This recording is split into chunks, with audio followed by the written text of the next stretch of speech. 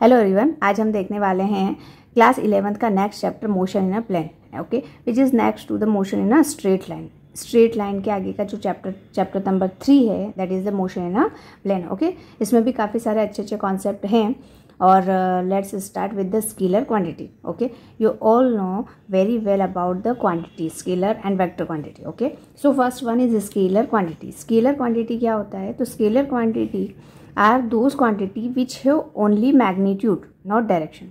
Okay, जिस quantity में सिर्फ मैग्नीट्यूड होता है, मतलब वैल्यू होती है, मैथमेटिकल वैल्यू, डायरेक्शन नहीं होगी, that is called scalar quantity. Okay, scalar quantities are mass, length, time, speed, work, bar, okay, etc. These are the scalar quantity. Now the vector quantities. So vector quantities are those quantity which have both magnitude as well as direction. Magnitude and direction दोनों जहाँ पे हो, that is the vector quantity. And examples of the vector quantities are displacement, velocity, acceleration, force, momentum, okay, etc. Now the position vector. Position vector क्या होता है? तो vector which given position of an object. किसी भी object की हम position को बताने के लिए विथ रिस्पेक्ट टू हम ओरिजिन फाइंड करते हैं।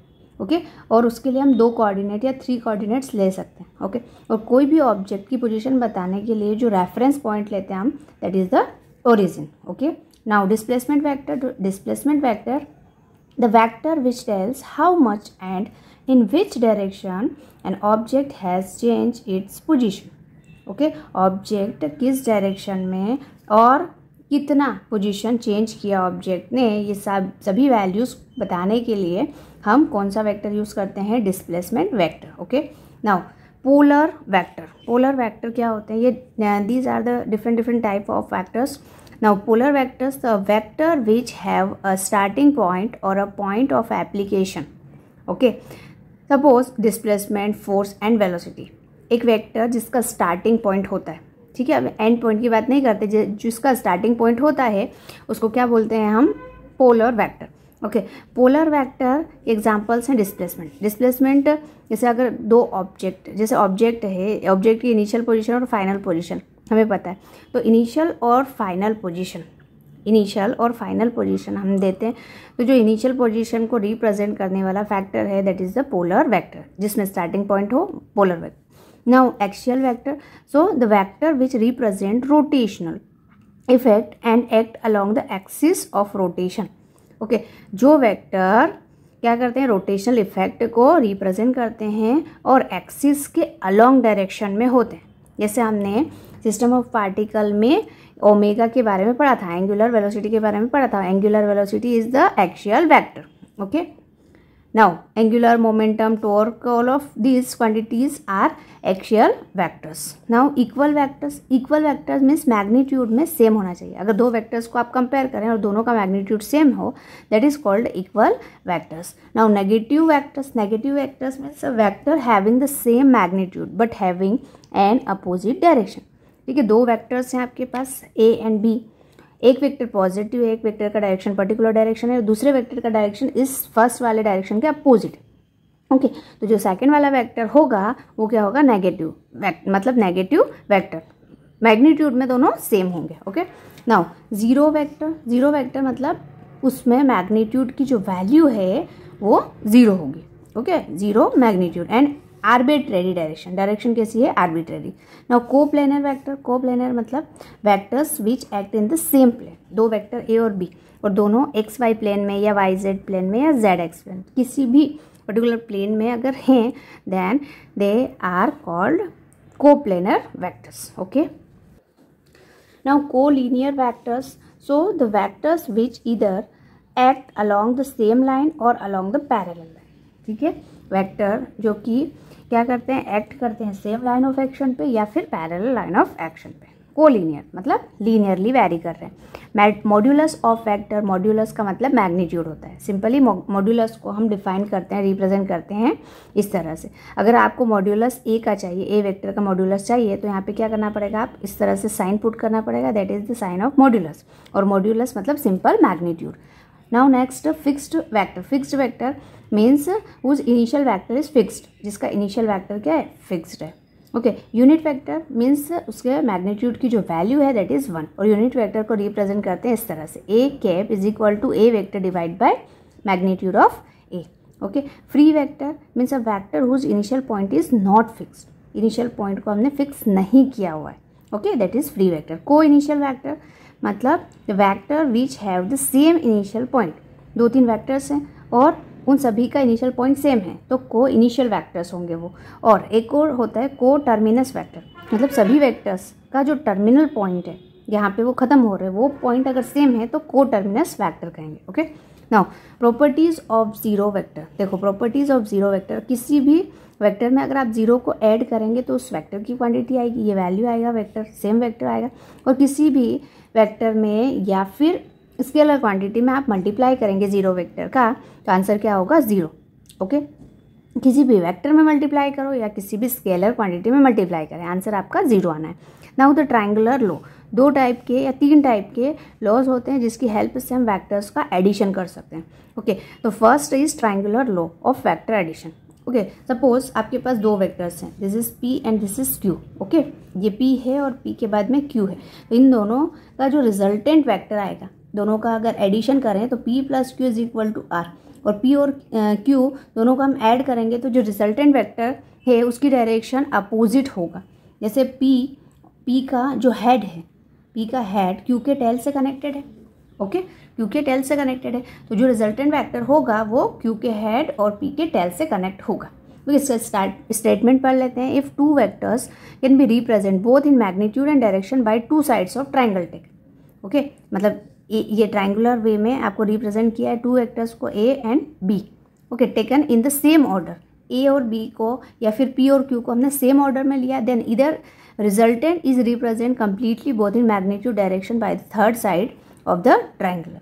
Okay, in opposite direction, third side of the triangular taken in opposite direction. अब R को रिजल्टेंट वेक्टर को इसके अपोजिट लेंगे। Okay, here OA plus AB, OA plus AB is equal to OB. Okay, P plus Q is equal to R. Next addition method is parallelogram law of addition. Okay, parallelogram addition. Okay, now देखो parallelogram में क्या करना है आपको, parallelogram इसमें बनेगा। Okay, अगर 2 vector लिया हमने, P लिया है और Q लिया है, तो P और Q का आपने टेल टू टेल कनेक्ट किया है। जो ट्रायंगुलर मेथड है उसमें हेड टू टेल कनेक्ट करते हैं तो उसको हेड टू टेल मेथड भी बोलते हैं। यहाँ पर हमने टेल टू टेल कनेक्ट किया है तो टेल टू टेल मेथड भी कहेंगे पैरेललोग्राम को। तो हमने P और Q दोनों की टेल से टेल कनेक्ट किया। अब ये जो Q है इसका क्या लिया, पैरेलल वेक्टर लिया और P का पैरेलल वेक्टर लिया, तो ये पैरेलल बना के क्या बन गया, पैरेललोग्राम बन गया। और ये जो OB है, जो भी आप नाम दे दें यहाँ पे, इसको C दे दें, तो OC is the resultant vector of P and Q, 2 vector का रिजल्टेंट वेक्टर होगा। Okay, and OA plus OB is equal to OC होगा और रिजल्टेंट वेक्टर ये आ गया।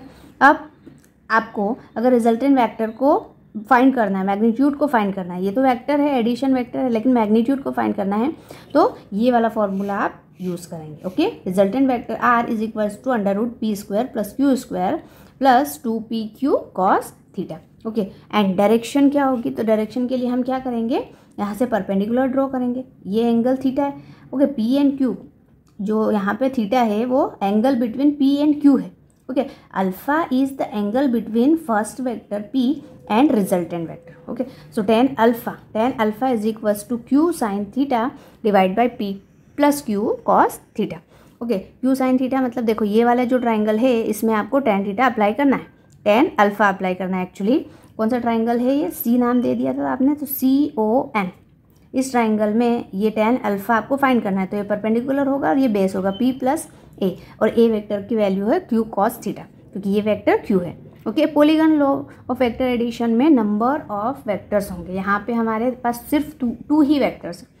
ओके, पॉलीगन लॉ के अकॉर्डिंग हम मोर देन 2 वेक्टर्स का एडिशन कर सकते हैं। Okay, so according to this method, if the number of vectors are represented both in magnitude and direction by the side of open polygon taken in the same order, then their resultant is represent both in magnitude and direction by the closing side of the polygon taken in opposite direction. Okay, देखिए कैसे करना है। Polygon method में आपके पास एक से ज़्यादा vectors होंगे, जैसे हमने ये वेक्टर ले लिया, A वेक्टर ले लिया, ठीक है, फिर B वेक्टर ले लिया, फिर ये सी वेक्टर ले लिया और ये डी वेक्टर ले लिया, और इन सभी का जो एडिशन है वो यहाँ पे लिख दिया रिजल्टेंट।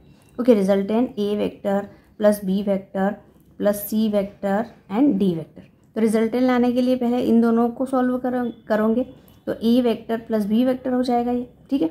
फिर A plus B plus C हो जाएगा, A plus B plus C vector, okay. And last में क्या हो जाएगा, A plus B plus C plus D, okay.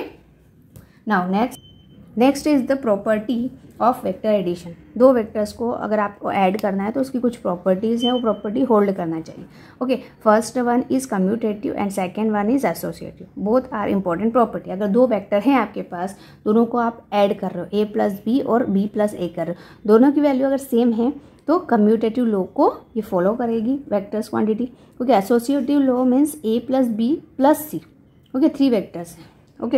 And A plus B plus C अगर करें तो ये क्वांटिटी इक्वल आनी चाहिए, तो एसोसिएटिव लॉ होल्ड होगा। एंड नाउ सब्ट्रैक्शन कैसे करते हैं, तो एक्चुअली तो हम एडिशन ही करते हैं, सब्ट्रैक्शन के लिए हम वेक्टर्स को नेगेटिव ले लेते हैं, ओके। यहाँ पे ये माइनस बी है, ओके, माइनस बी वो आप ए में ऐड करोगे तो ए माइनस बी होगा, एक्चुअल तो हम एडिशन ही कर रहे हैं। Now resolution of vector. Resolution vector means the process of splitting a vector into 2 और मोर वेक्टर्स। एक वेक्टर को स्प्लिट करना 2 या 2 से ज़्यादा वेक्टर्स में, known as resolution of the vector. The vector into which given vector is splitted are called component. जो splitting किया गया वेक्टर्स है उसको क्या बोलते हैं हम, कंपोनेंट, ओके। सपोज आपके पास ये एक्स एंड वाई एक्सिस है और यहाँ पे मैंने क्या लिया है, पॉइंट पी लिया है, ठीक है। और इस पे जो फोर्स, सपोज ये एफ फोर्स लगाया, तो एफ जो है वो हॉरिजॉन्टल से थीटा एंगल बना रहा है, तो एफ के 2 कंपोनेंट हो जाएंगे, cos theta, and perpendicular component होता है एफ साइन थीटा, ओके। तो हमें क्या करना है, इस वेक्टर को कंपोनेंट के फॉर्म में डिवाइड करना है, ओके। और कंपोनेंट भी कैसे, वर्टिकल एंड हॉरिजॉन्टल।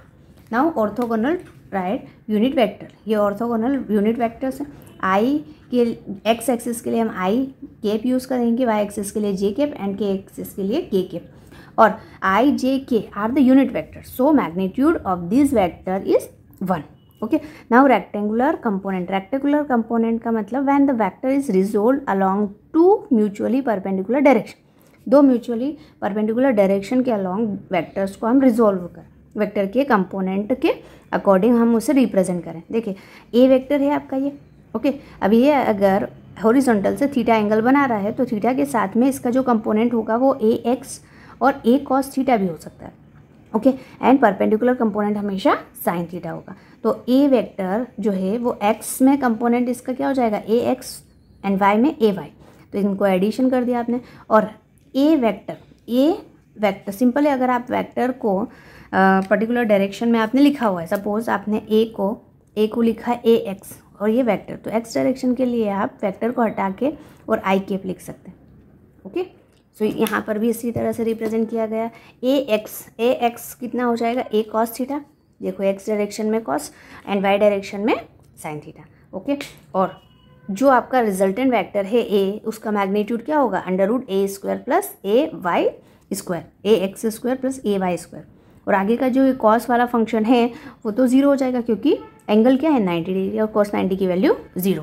और परपेंडिकुलर ये जो डायरेक्शन है tan थीटा, वो कैसे फाइंड करेंगे, तो ये राइट एंगल ट्राइंगल में देख लो, परपेंडिकुलर अपॉन बेस, परपेंडिकुलर होगा साइन थीटा, ओके। मतलब ए वाई साइन वाला कंपोनेंट, तो A Y upon A X tan theta, clear.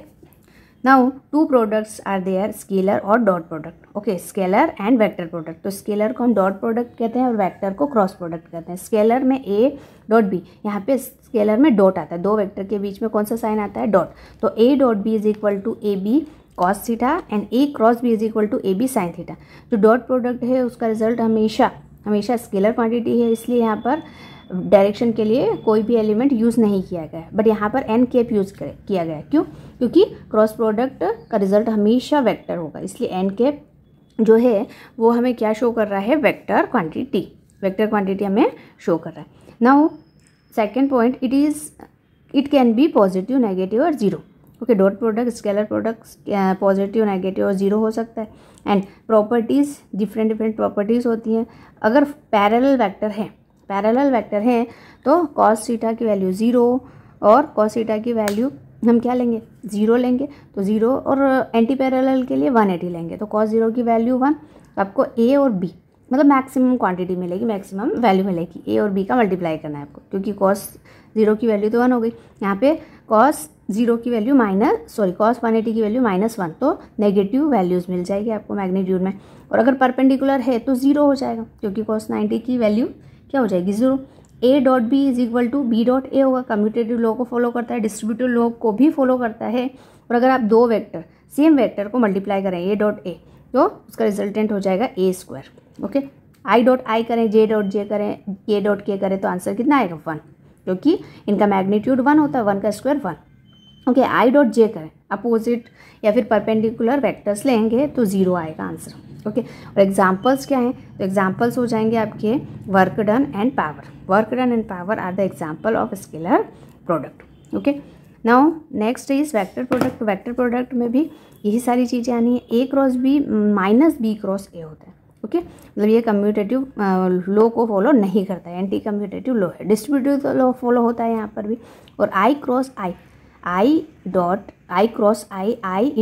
Into sine theta होता है, और साइन 0 की वैल्यू 0 होती है। तो आई क्रॉस आई, जे क्रॉस जे, के क्रॉस के क्या होगा, 0। ओके, ये 0 वैल्यू होगी। और आई क्रॉस जे के होगा, जे क्रॉस के आई होगा, और के क्रॉस आई जे होगा। ओके, ए और बी को हम कंपोनेंट के फॉर्म में इस तरह से रिप्रेजेंट करेंगे।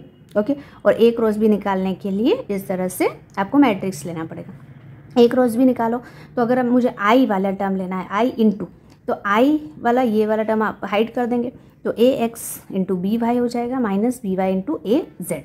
ओके, बीच में प्लस का साइन लगाना है। अब जे वाली टर्म को आपको क्या करना है, हाइड करना है। तो के से स्टार्ट करना है, A Z into B X and A X into B Z, plus K वाली टर्म को आपको हाइड करना है। अब तो आई वाली A X into B Y and B X into A Y. तो इस तरह से आपको क्रॉस प्रोडक्ट का रिजल्ट मिल जाएगा आई जे के फॉर्म में। जब आप डॉट प्रोडक्ट करेंगे तो आप ओनली मैग्नीट्यूड मिलेगा। तो इसके एग्जांपल्स क्या हैं, फोर्स और torque, moment of force and torque tau is equal to R cross F and angular momentum L is equal to R cross P. Okay, now position और displacement vector. Position vector, displacement vector क्या होता है, तो the position vector of an object in X Y plane. X Y plane में जो position होगी वो हम कैसे रिप्रेजेंट करेंगे, R is equal to X I K plus Y J के। ठीक है, इसका मैं डायग्राम बना के बता देती हूँ।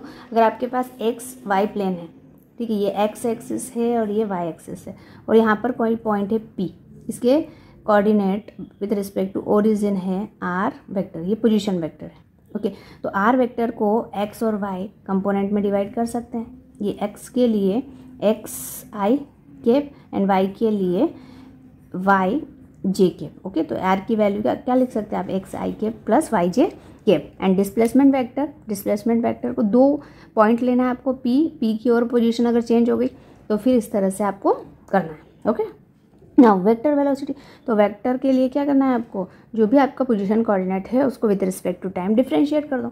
v is equal to D R by D T कर दो। Okay, D R by D T, तो v के component V X I K plus V Y J K plus V Z K. Okay, और magnitude निकालना है तो इस तरह से निकालेंगे, ये v is equal to V X square plus V Y square plus V Z square. Okay, V X क्या है, D X by D T, X direction में डिस्प्लेसमेंट अपॉन टाइम। ओके, ये y डायरेक्शन में displacement है और ये z direction में। Now acceleration vector, so acceleration vector मतलब a is equal to del v by del T. Acceleration मतलब rate of change of velocity, तो इसमें इंस्टेंटेनियस एक्सेलरेशन हो जाएगा D V by D T. Acceleration के component है A x I K plus A Y J K plus A Z K. Okay, A X D V X velocity in X direction, velocity in Y direction और velocity in Z direction. और total value magnitude of A is equal to under root A X square, X component Y component Z component तीनों को add कर देना। Okay, equation of vector form में जो equation लिखना है आपको, इस तरह से वेक्टर साइन लगाना है आपको। किसके ऊपर लगाना है, वेलोसिटी के ऊपर और एक्सेलरेशन के ऊपर। टाइम कभी भी वेक्टर नहीं होता है, और आर के ऊपर, पोजीशन के ऊपर। ओके, चलिए next is projectile motion. Projectile motion क्या होता है, तो देखो किसी भी ऑब्जेक्ट को या किसी भी बॉल को जब आप ग्राउंड पे खड़े रह के थ्रो करते हो ना इस तरह से, तो ये जो मोशन है, मोशन कवर करेगा कोई भी ऑब्जेक्ट या बॉल, इस मोशन को क्या बोलते हैं? Projectile motion. ओके, और इस पाथ को क्या बोलेंगे? जो पैराबोलिक पाथ, मतलब जो भी ऑब्जेक्ट प्रोजेक्टाइल मोशन करेगा वो कौन सा पाथ लेगा? पैराबोला। ओके, अब इसमें ये होता है कि अगर मैं देखूँ तो ऑब्जेक्ट एक्स डायरेक्शन में भी चल रहा है, मतलब इधर भी चल रहा है और इधर भी ऊपर भी चल रहा है, तो ये दोनों प्लेन में चल रहे हैं। ठीक है, इनिशियल मैंने वी नॉट वेलोसिटी से इसको क्या किया? थ्रो किया। ओके, तो इसके एक्स डायरेक्शन में जो इनिशियल वेलोसिटी होगा वो क्या हो जाएगा? वी नॉट कॉस थीटा, और वाई डायरेक्शन में वी नॉट साइन थीटा।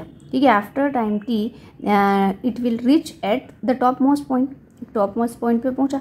तो इसका जो फाइनल वेलोसिटी है, final velocity in Y direction is 0, but final velocity in X direction will remain same. Okay, और सेम होगा तो कौन सा होगा? वैल्यू कौन सा होगा? वी नॉट कॉस थीटा, ये वैल्यू सेम होगा।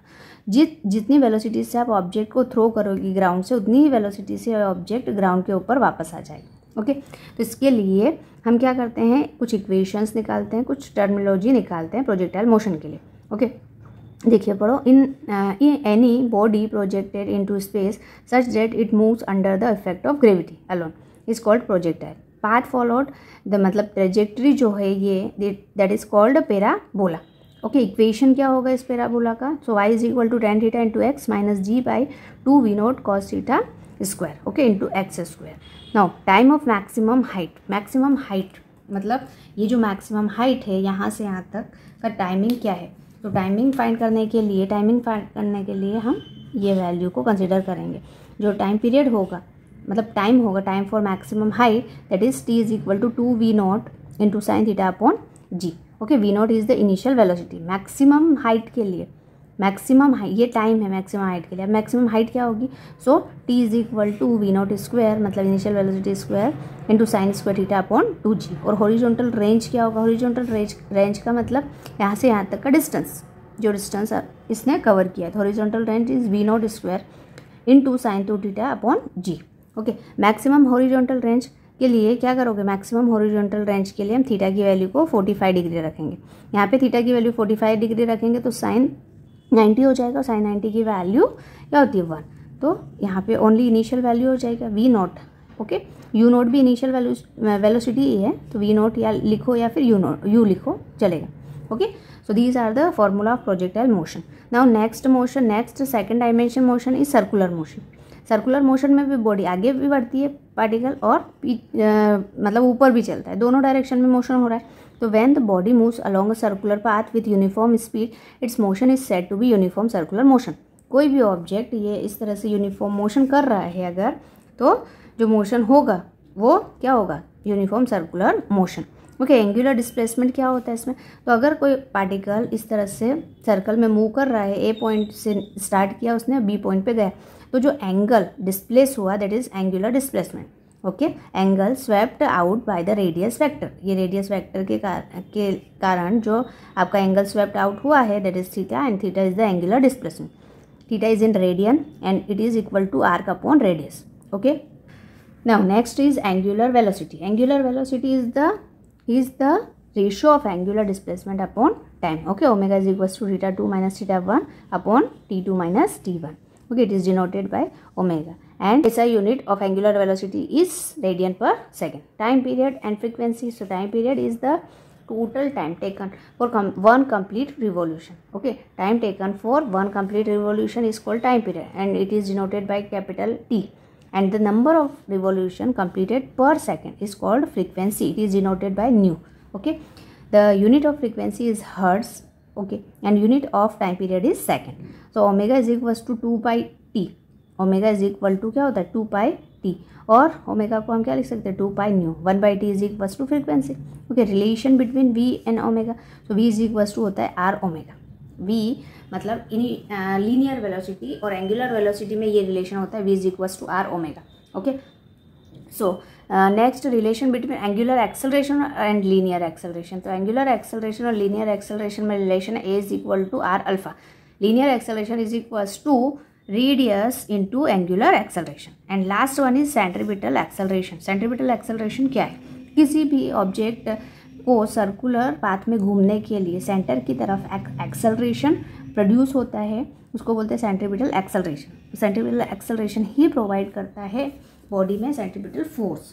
Okay, a body moving along a circular path is acted upon bye an acceleration directed towards the centre. Okay, and the formula of centripetal acceleration is equal to AC is equal to V square upon R. Okay, AC is equals to R omega. We can replace V as omega. So that's it.